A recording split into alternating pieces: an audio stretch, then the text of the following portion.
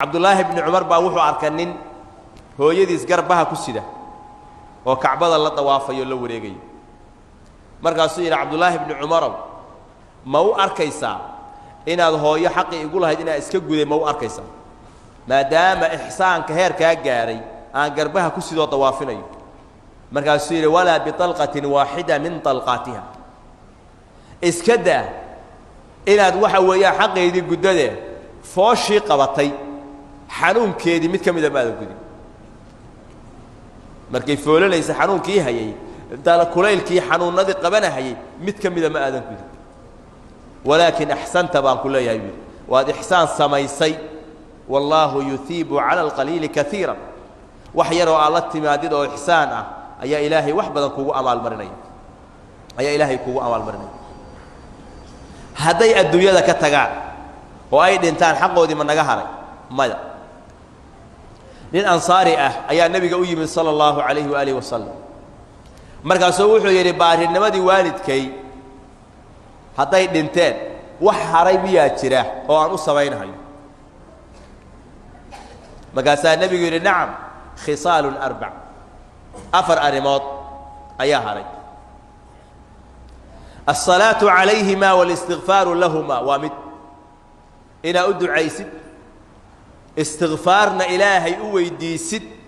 حقا وكوكو ما يوكوكو تاغيا مقوين وإنفاذ عهدهما ومتك الله بعض وحي بلن كودي أها إنا أوفي ست وحي والدكو أي كالب اللمان وبلن كودي أها إنا أوفي ست شرطنا وحا بلن كاسينو يهي بلن وافقصا شرعي إلهي هدو كالب الله ما يقرب هذا الجو من اللي أوفيني هدو كالب الله ما مركان لنتاش واحد بدعاء وأنصحها هاي إيسو الصبي وحرام من اللي أوفينه بلن كي أي كتجان وين اللي أوفيه وحو كتجان إحسان قرابة إلا الصبيه قرابة إلا حريريه وحا وراجع إلا الصبيه وإن أوفيسا حقه قد موي أي كقول لي أرنك صدق هذه وحويه وإكرام صديقه مع صاحبك أي لهايين إن كراميسيد أو قدريسيد والدك صاحبه لها ونا كلا تشعلا صاحبها سيده أكلا تشعلا يسيو صاحبها أولها وإن حريريسا هذا كحول الرون تاي كو حريري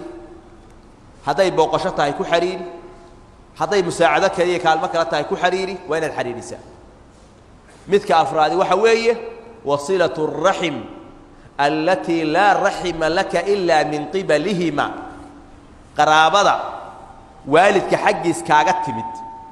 وماشا أي إسكاغة يمادين بأي تاي هوي آباء ملك لو إسكاغة يمادين آن لأرق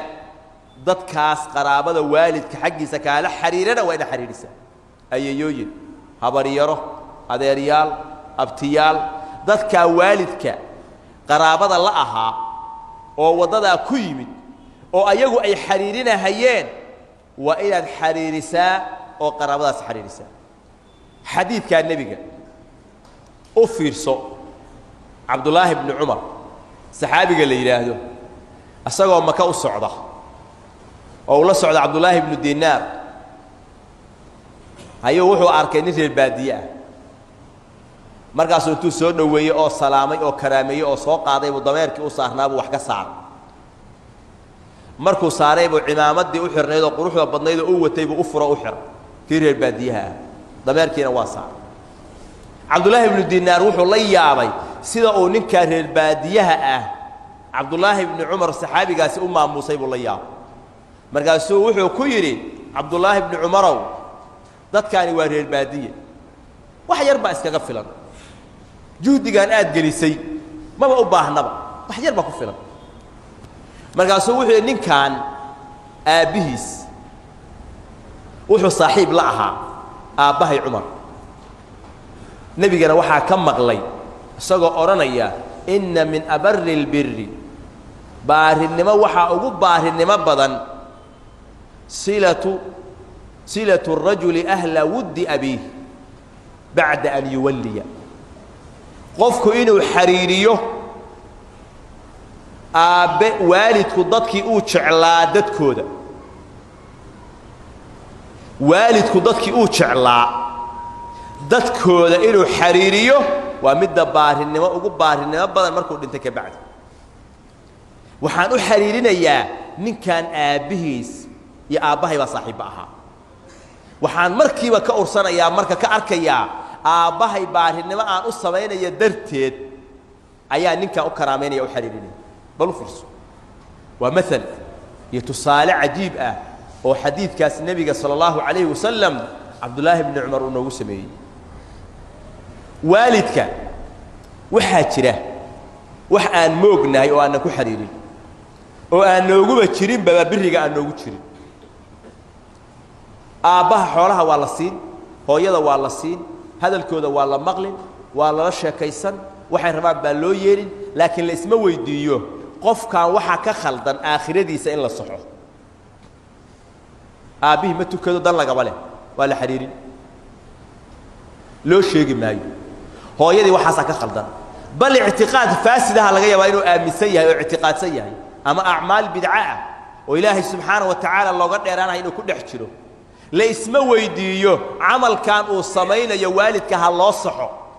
oo hadduu saatan ku taga naar buu ku gelayaa dhinacaa la isma weydiiyo inta badan waxaan u la isweydiiyaa hooyo dhaqaaleeya aabba dhaqaaleeya waxaa ha loo diro unbay u badataa sidaas ma ahayn baarinimadu sidaas ma aha asal waxaa ah inaad ku didaashid waalidku inuu khayr ku dhinto inuu ku dhinto isagoo ilaahay adeecsan oo shirki ka badbaaday asagoo bidca ka badbaaday oo ku sugan sunnada nebiga asagoo ka badbaaday macsi iyo dembi oo daacada ilaahay ku sugan waa inaad kula jihaadaan arrinkaa isaga ah oo kula didaashaa oo kula didaashaa bal fiiri abu hurayra radia allahu canhu saxaabigaas hooyadiis buu tawxiidka gaarsiiyey kaafirad mushrikada bayna ahayd hadduu dhowr jeer u sheegay rasuulka inay rumayso ayay maalintii dambe af buuxa nebigana ku caysay isagana ku caysay nebigay caysay abu hurayra oo booya ayaa nebiga u yimid markaasuu wuxuu ku yidhi rasuulka ilaahayow hooyaday maanta waxay tidhi wax aan ka naxay bay adiga kaa tidhi taasaan la booyahay i ducee nebigu sala allahu calayhi wasalam waa u duceeya allaahumma hdi umma abi hurayra ilaahow abu hurayre hooyadiisa hanuuni baa nebigu asagoo bishaaraysanayoo faraxsan oo aaminsan ducadii nebiga in loo aqbalay ayuu faraha iska bixiyey oo hooyadiis aaday markuu iriddii gargaraacay iriddoo xihan buu tegey markuu iriddii gargaraacay ayuu wuxuu ka dhex maqlay qof qubaysanaya biyo daadanaya waxaas ka dhex maqlay markaasuu codkeedii maqlay iyadoo odhanaysa meeshaada igu sug meeshaada igu sug way qubaysatay maryay soo gashatay way is soo diyaarisay albaabkii markay ka furtay waxay tidhi abu hurayra waxaan kuu sheegayaa oo kuu caddaynayaa ashhadu an laa ilaaha ila allah wa ashhadu anna muxammadan rasuulullah isagoo faraxsan oo faraxii intuu ka batay booyahayoo nebiga u yimid markaasaa nebigu yidhi maxaa la booyeysaa waxaan la booyayaa farax hooyo waa muslimtu waxaad noogu ducaysaa buu yidhi aniga iyo hooyaba ilaahay dadka inuu na jeclaysiiyo dadkana annagu aan jeclaanno muslimiinta nebigu waa ugu duceeyey wuxuu dhihi jiray abu hurayra qof muslim ah oo i arkay ma jiro ama i maqlay ilaa waa igu farxaa qof muslima oo i maqlay ama i arkay ma jiro illaa waa igu farxaa ducadii nebiga ilahay u aqbal wuxuu kula didaalay gaalnimo inuu ka soo celiyo oo waddada ay hesho ilaahayna waa u aqbalay subxaana wa tacaala adigana waxaa laga yaabaa iyadoo muslimad ah aabbihii oo muslima hooyo oo muslimad ah intaas oo shayna ay ka khaldan tahay marnaba inaadan juhdi ku bixin ma weydiiso hooyada faatixada ay akhriso oo ku tukato hooyo bal akhri ma tiraan kaa saxe dugsi qur-aan bay ku geysay way kugu jihaaday qur-aankaa lagu baray ayagu maysa dhigan waana tukadaan hadday kuu didaaleen oo qur-aanka adiga ku bareen ma weydiisay hooyiyo aabbe faatixada ay ku tukanayaan inay ka saxan tahay in kale ataxiyaadka ma fiiris waxa weeyaan waxa loogu roonaanayaa baaraka allaahu fiikum keliya ma ahan xoogaa shilimaad ah oo jeebka laga siraya ma aha arinku intaa waa ka weyn waa in waalidka loo naxariistaa oo juhdi la geliyaa in loo saxo waxa ilaahay ku caabudayaan subxaanahu wa tacaala oo cibaadadooda loo saxaa baarinimada midda ugu weyn weeye taas nebiga calayhi salaatu wasalaam wuxuu leeyahay rida rabbi fii rida alwaalid